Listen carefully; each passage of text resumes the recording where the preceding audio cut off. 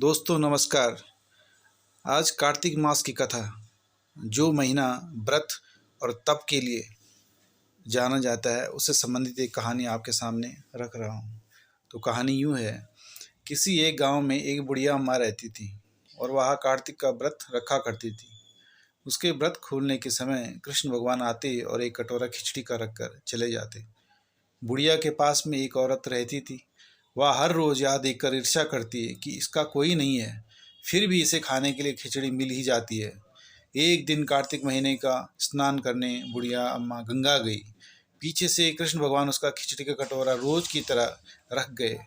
पड़ोसन ने जब खिचड़ी का कटोरा रखा देखा और कहा कि बुढ़िया नहीं है, तब वह कटोरा उठाकर घर के पीछे फेंक आई। कार्तिक स्नान के बाद बुढ़िया अम्मा घर आई तो उसे खिचड़ी का कटोरा रोज की तरह नहीं मिला और वह भूखी ही रह गई। बार बार एक ही बात कहती कि कहाँ गई मेरी खिचड़ी और कहाँ गया मेरा खिचड़ी का कटोरा। दूसरी ओर पड़ोसन ने जहाँ खिचड़ी गिराई थी वहाँ एक पौधा उगाया जिसमें 2 फूल खिले। एक बार राजा उस ओर से निकला तो उसकी नज़र उन दोनों फूलों पर पड़ी और वह उन्हें तोड़कर घर ले आया। घर आने पर उसने वह फूल रानी को दिए, जिन्हें सूंघने पर रानी गर्भवती हो गई, ऐसा कथा में कहा गया है। कुछ समय बाद रानी ने 2 पुत्रों को जन्म दिया।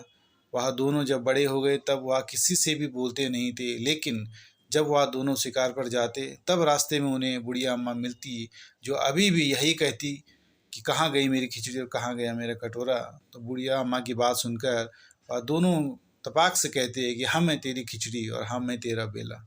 हर बार जब भी वह शिकार पर जाते तो बुढ़िया अम्मा यही बात कहती और वह दोनों वही उत्तर देते। एक बार जब राजा के कानों में यह बात पड़ गई, उसे आश्चर्य हुआ कि दोनों लड़के किसी से नहीं बोलते, तब यह बुढ़िया अम्मा से कैसे बात करते हैं।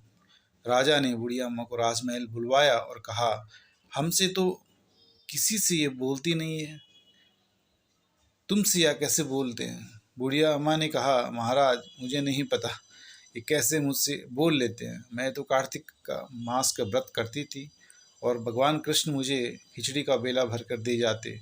एक दिन मैं स्नान करके वापस आई तो मुझे वह खिचड़ी नहीं मिली।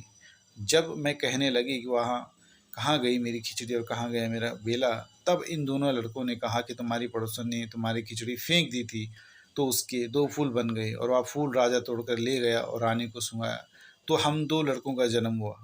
हमें भगवान ने ही तुम्हारे लिए भेजा है। दोस्तों यह कहानी यहाँ पर समाप्त होती है। कार्तिक मास स्नान, दान, व्रत, उपवास, दीपदान, तुलसी विवाह, कार्तिक कथा का महावाक्य सुनने से शुभ फलों की प्राप्ति होती है, वह पापों का शमन होता है, ऐसा कहा गया है। धन्यवाद।